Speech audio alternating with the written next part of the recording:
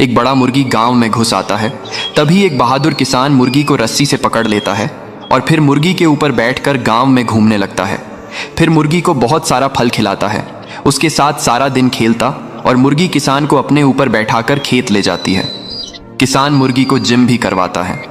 एक दिन मुर्गी का पेट दर्द होने लगता है और किसान उदास हो जाता है। तभी मुर्गी एक बड़ा सोने का अंडा देती है और अब मुर्गी रोने लगती है क्योंकि किसी ने लाइक सब्सक्राइब नहीं किया।